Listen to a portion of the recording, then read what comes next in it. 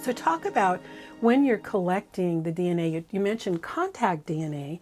How do we protect when we're examining a patient? How do we make sure that we don't accidentally get some of our DNA in that kit? And what might happen if we did? So in our practice, we utilize the use of masks. So when we do an exam, we as the examiner are wearing a mask. We change our gloves often, usually after any time we take a DNA sample off of a patient, we are changing our gloves and doing our hand sanitizing and then putting on fresh gloves. So that's a big part of that. Sometimes I see that the kit didn't have a reference sample and the need for elimination samples. Can you kind of explain that a little bit? What are those and why are they important? Sure. The DNA testing that's performed tells us, the profile that's generated tells us nothing about that individual other than if they are genetically male or female. I can't tell you what color eyes they have, how tall they'll be, any diseases that person might have. So we need reference samples, a known sample from the individuals associated with the case in order to determine whose DNA profile we have. Typically, we need a reference sample from the victim, the person the kit is being collected from. We also need a reference sample from any named suspect, and we need a reference sample from a consensual partner, anyone the victim had sexual contact with within 96 hours of the assault. The reason being that allows us to better interpret the data. Oftentimes these DNA samples are a mixture of DNA, meaning more than one person's DNA is present. This allows us to do a better job of interpreting those mixtures. And so we have to maintain chain of custody in the care that we do. We talk about forensic nursing being where healthcare and the criminal justice system intersects. And so even though we are not part of the investigation team, we have to make sure that we maintain chain of custody. Can you talk a little bit about exactly what that is and how we do that? In a very unprofessional sense, it's a pain in my butt. But there is a reason for it, and it's because if we don't maintain that chain of custody, anything we collect could, in this case or in future cases, be thrown out because we did not maintain that chain of custody. And so basically what it means is if I collect something, I am responsible for whatever I collect. I am to not leave it unattended. I have to have it under my supervision at all times until the next person in the chain of evidence comes and collects it from me. And that exchange is usually done with a signature. So on our sexual assault kits, there is actually a box that is labeled chain of evidence, and I sign it as the person who collected it. The law enforcement agent who comes and picks it up from me signs it, and that is me signing it over to them. So I have had it in my custody, and now they're taking control of that evidence, and then they will take it to the evidence locker or to whoever the next contact is. And they continue documenting that as it moves through the process, through that chain of evidence. And so that can be submitted into the court of law if anything goes to court. So it just helps ensure that there's never been any opportunity for anyone to tamper with that evidence. Correct. And keep it safe. Mm-hmm.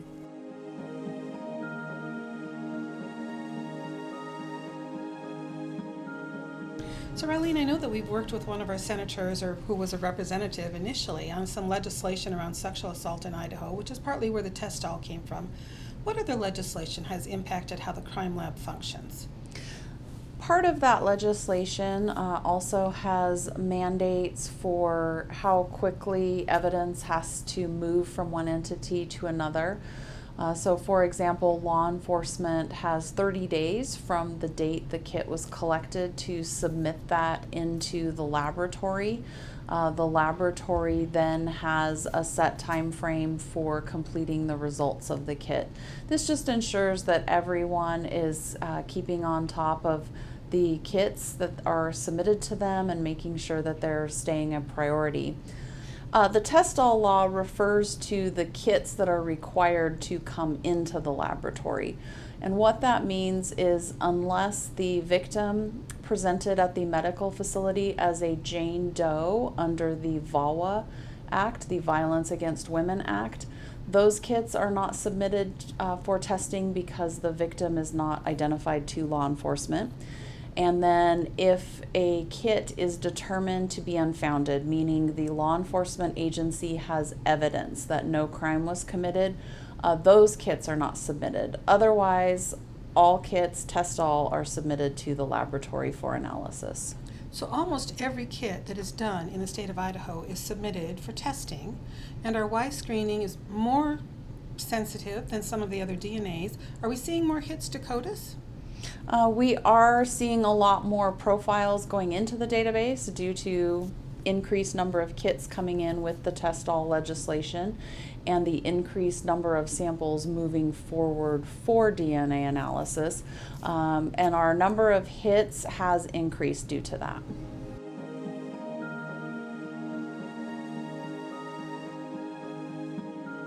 And I think it's also a misconception that some may have that only females are sexually assaulted. That is absolutely true. That is absolutely true. We know that 90% of the time that sexual assault is a male on female crime. But 10% of the time our victims, and that's not including children, right? We're talking adults.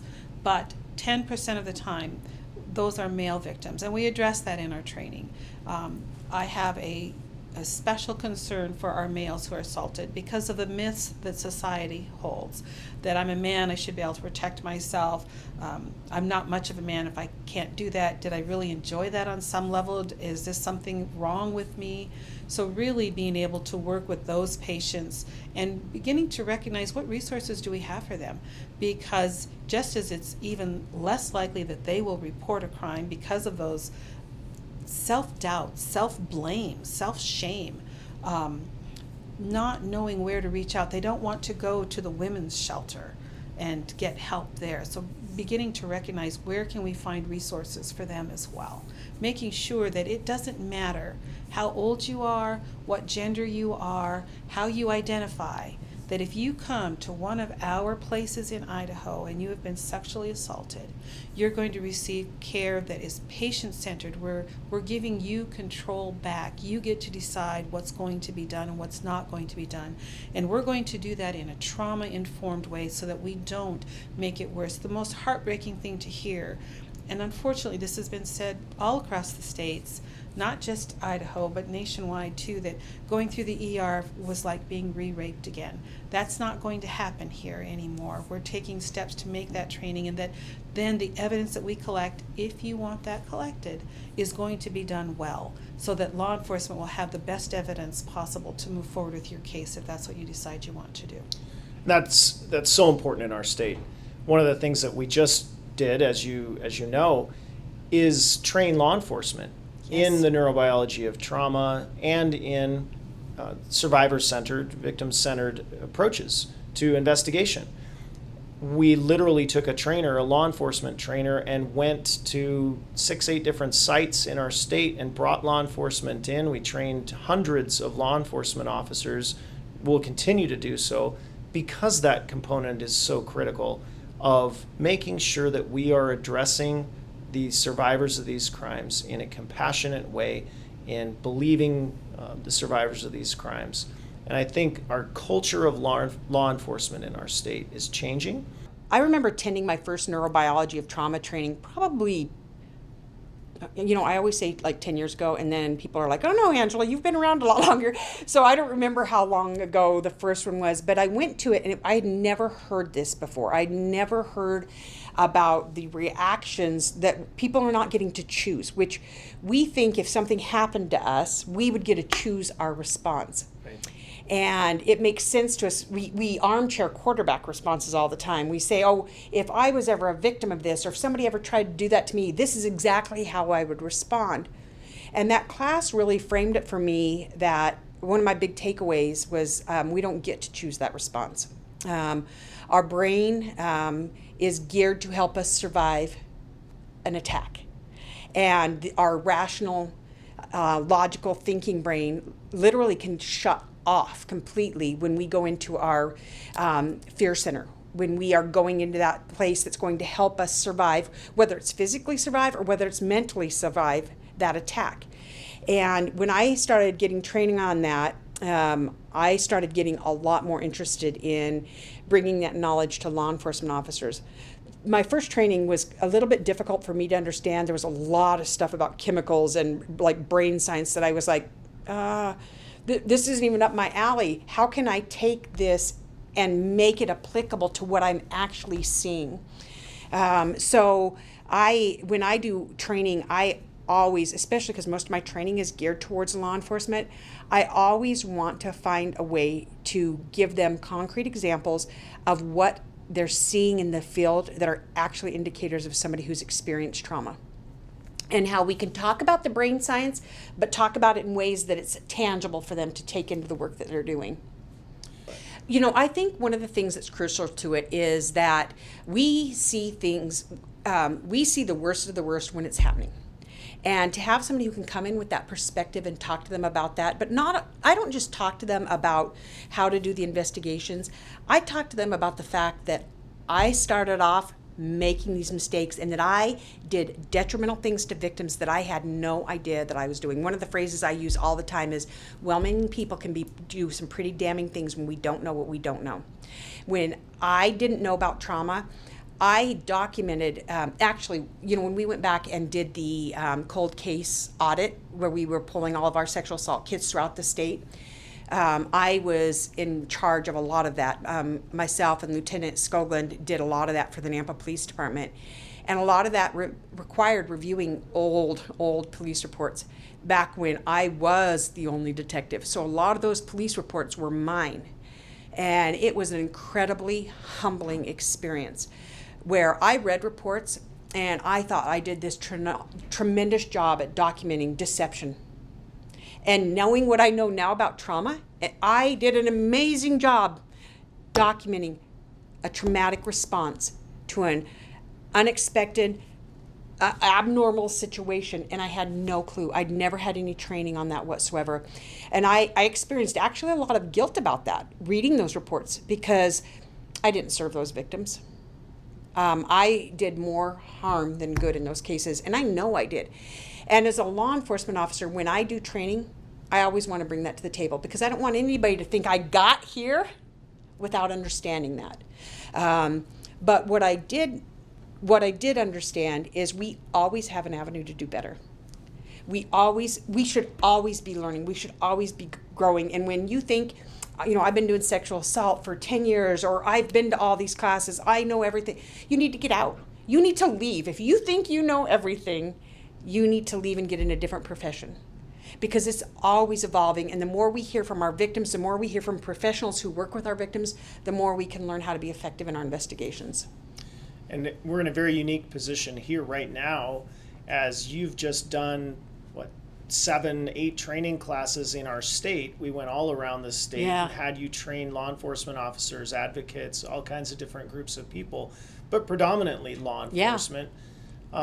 And we just got the evaluations back. You were able to review those. Tell me how you think the training went. What was the response from law enforcement? I think that it was fantastic. I mean, I love getting to focus on Idaho, right? This is where I grew up. This is my home. Anytime I can do work within Idaho, and especially within the profession that's near and dear to my heart, because law enforcement wants to do the right thing. They want to do what's best for the people they serve. They need to be empowered and given those tools.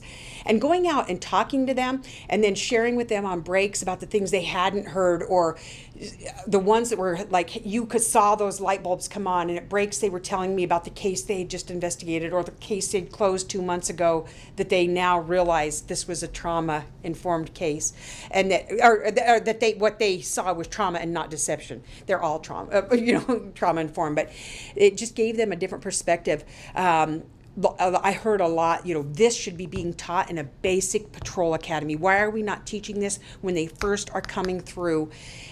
Which I completely agree with, because trauma is trauma is trauma. It does not matter whether it's sexual assault or whether it's responding to a car crash that's where there's serious injury.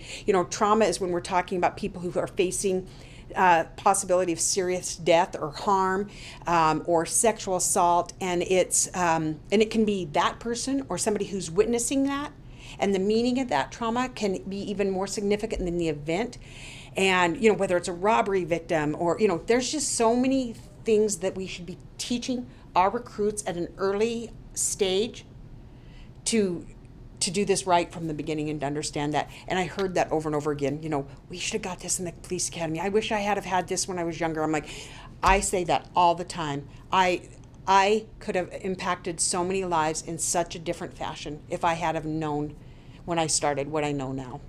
What are your thoughts on how we integrate that into the law enforcement community? Got a lot of experience at NAMPA with that just becoming the culture, but how do we do that on a statewide basis? What are we doing? You know what? I think kind of the model what the IACP has done with leadership, first line supervisors, doing a first line supervisors level training like this, where the supervisors who are in a position to make more of a difference in their agencies are not, because it's kind of twofold. That that midline supervisor can have influence up, but they can have influence down. So they can know what we should be looking for in reports. They can know what we should be checking off that's done in every investigation. But they can also be talking to the administration about, we need to look at policy, we need to look at practices, we need to look at protocols around this. And we need to do what's right for the people that we're serving. And it's that same concept, like what we should be doing with new recruits. It should be being taught there. It should be being taught when, in paramedic school. Firefighters should be getting this information. And I talk about trauma that impacts the victims, but I also talk about vicarious trauma. And with that, we're going to enter another round of discussion. Matthew, the mic is yours. Thanks, Tyler. Great questions coming in. I think you're seeing now why we work with some of the best people that are out there. We just love these people. Fantastic contributions to this webinar. I very much appreciate all of them. So Deb, let's go to you first. Question coming in from Mark, I believe, on Jane Doe kits. Can you address that? Yeah, Mark asked, do the nurses talk to the patient about the possible implications of not reporting or doing a Jane Doe kit? And we do. One thing that nurses do is we talk about consent from the beginning of the end. Consent is fluid. You can give consent, you can withdraw it, you can deny consent and then change your mind. But we want them to give us informed consent. And so that means we give them their options and we say, you can do this or you can do this. And this could be the benefit or this could be the risk of each of those decisions. And so one of those discussions that we have is if you choose not to report, we absolutely are going to support you in that. We do want you to know that it could, if you choose not to have any DNA collected at all, if down the road you want to file a report and open an investigation, that case is going to be weaker. But that's also part of the reason for our Jane Doe kits being held for 55 years in the state of Idaho. We tell the patient, if you think that there's any chance down the road that you might want to change your mind and report, then I'm going to encourage you to go ahead and have evidence collected and we'll submit it as a Jane Doe. And what that means is that sealed kit that says Jane Doe on the outside, it may say Deb Weatherelt on the inside of that kit, but on the outside where it can be seen, it says Jane Doe. It goes to the law enforcement agency and is put in their evidence vault. And it can stay there in Idaho for up to 55 years.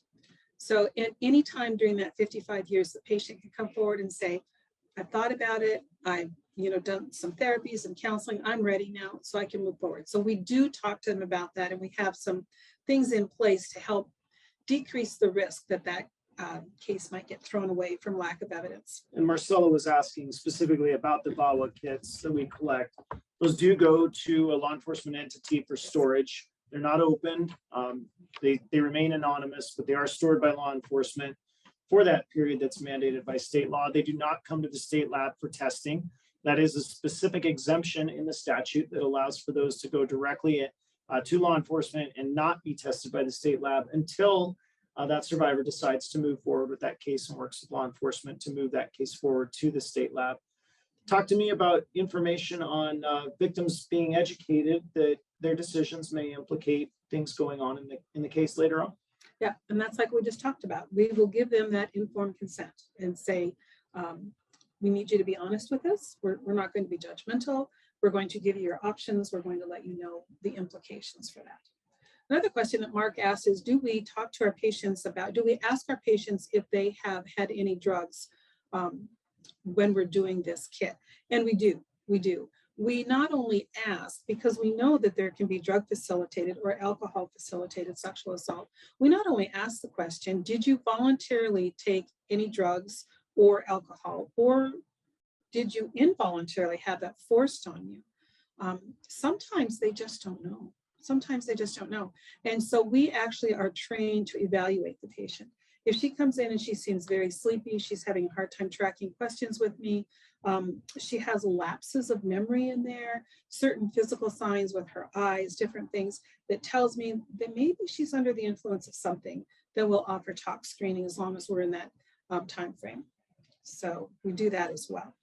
So let's toss a question to Rylene, if you're still with us. Question coming in from Joselle, I hope I'm pronouncing that correctly, about what the sexual assault kit contents are, if we manufacture our own, use a commercial company, and about how many you test a month. Okay, the laboratory receives approximately 12 to 15 kits per month, or per week, sorry, not per month, 12 to 15 sexual assault kits per week that we test. As far as what the kit looks like, it is not a generic off-the-shelf kit. It is one we designed ourselves. We put it out to bid and it's manufactured by a company, but we put out specifications over how many swabs are in each envelope, which envelopes are in there, what information we would like the nurse to gather during the collection of those. Our kits include an envelope for a known blood sample from the individual. It's a finger prick, I believe it's called a lancet device. We also request that on every case, they collect vaginal, rectal, and oral, and in the case of an external genitalia, and in the case of a male victim, to collect penile swabs. We want that on every case in the event that a victim is not comfortable disclosing something, that evidence is still getting collected, even if the victim doesn't feel comfortable disclosing what happened. The kits can, because it's a dried blood sample, the kits can then be stored frozen. Our kits used to have a liquid blood sample, but those can't be stored frozen in case that vial breaks open.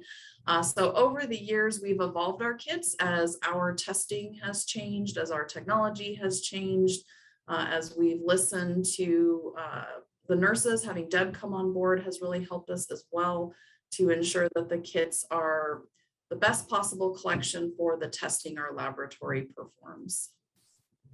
And Rylene, that is a very collaborative process to write that RFP, to send out that kit to a commercial manufacturer.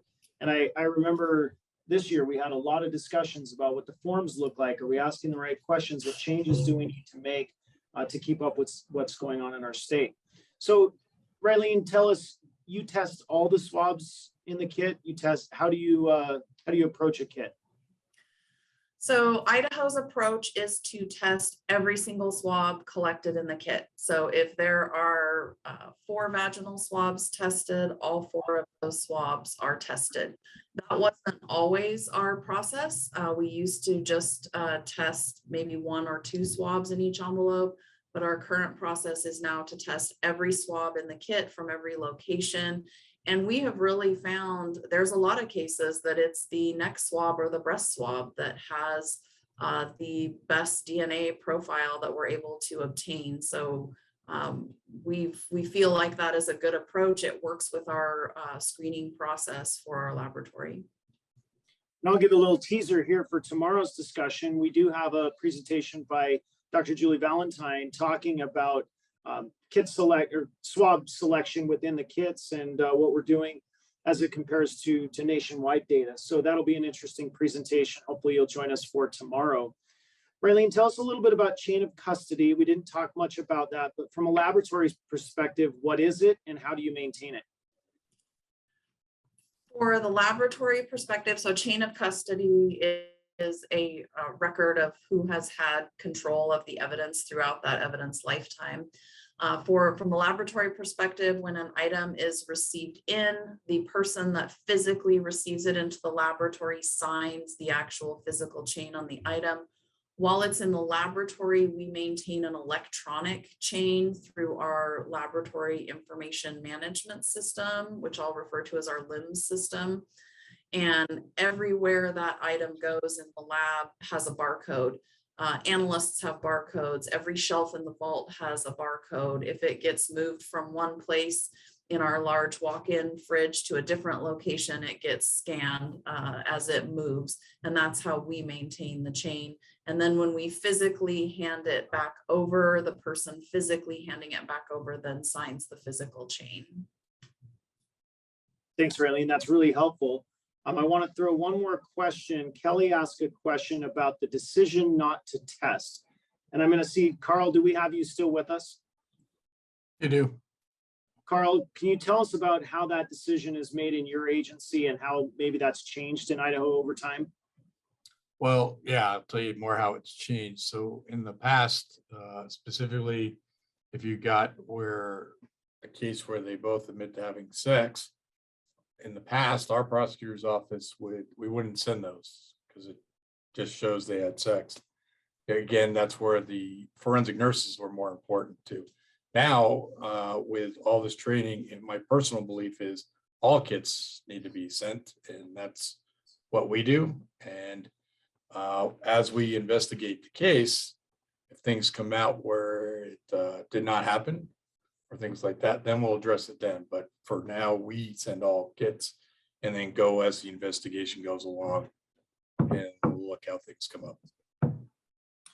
Thank you. And I appreciate that response from your agency perspective, because it does differ a little bit statewide, but state law here in Idaho is now that if they're not sending a kit, if law enforcement is not sending a kit forward, it meets one of two considerations. Either the survivor has asked not for that kit to go forward, meaning it's a VAWA kit, and so that's retained, and we could go back to that kit at some time.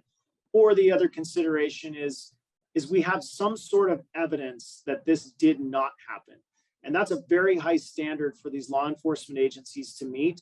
And also, I would say that's reviewed by a prosecutor's office per statute, that the prosecutor would agree with that decision. So we can talk more about that if there are additional questions on that from prosecutors in the room. But we're going to toss it now to Tyler, I think, for a poll question. Thank you, Matthew. Hi, everyone. You'll be receiving another poll question up on your screen right about now. The question is, what is the definition of vicarious trauma? So go ahead and select the answer that you believe to be the most correct. We'll give everybody a couple seconds here to fill out.